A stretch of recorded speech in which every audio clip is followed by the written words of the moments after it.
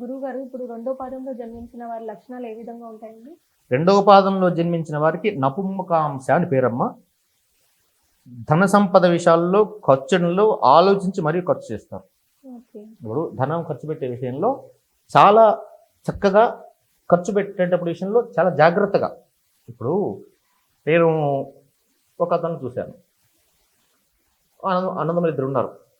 అంటే ఒక అతను ఏం చేసేవాడంటే, నా చిన్న వయసులో జరిగింది ఈ విషయం నిజంగా. ఒక అతను ఏం చేసేవాడంటే, అక్కడ ఒక కిలోమీటర్ దూరంలో ఒక బస్ స్టాపు, ఇంకొక కిలోమీటర్ దూరంలో ఇంకొక బస్ స్టాప్ ఉండేది. ఆ ఉన్నప్పుడు ఆ బస్ స్టాప్ దగ్గరికి వెళ్ళి ఎక్కితేనేమో ₹5 టికెట్, ఓకే. ఈ బస్ స్టాప్ దగ్గరికి వెళ్తే ₹4 టికెట్. ఆహాహా! అన్నేమో అటు వెళ్ళి ఎక్కి వెళ్ళేవాడు, ఎందుకంటే దగ్గరగా ఉంటుంది అది. హుహుహు. ఎవడు నడుస్తాడు ఇదంతా అని చెప్పి. తమ్ముడేమో ఇటు వెళ్ళి నడుచుకుంటూ కిలోమీటర్ నడిచి వెళ్ళి ₹4 టికెట్ బస్ స్టాప్ దగ్గర ఎక్కేవాడు. రెండు 1 కిలోమీటర్ దూరం అంతే. వీళ్ళిద్దరు పోవాల్సింది ఒకే ప్రాంతానికి. ఆహాహా! ఓకే. ఫర్ ఎగ్జాంపుల్ వీళ్ళిద్దరు వెళ్ళాల్సింది హైదరాబాద్ అనుకుందాం. హ్మ్. ఈ అన్నకి ఏంటంటే బద్ధకం. ఎవడు పోతాడు ఇక్కడ, ఎవరు నడుస్తారు ఏంటి అని చెప్పేసి దగ్గరలో ఉన్న బస్ స్టాప్ ఎత్తుకుని వెళ్ళి.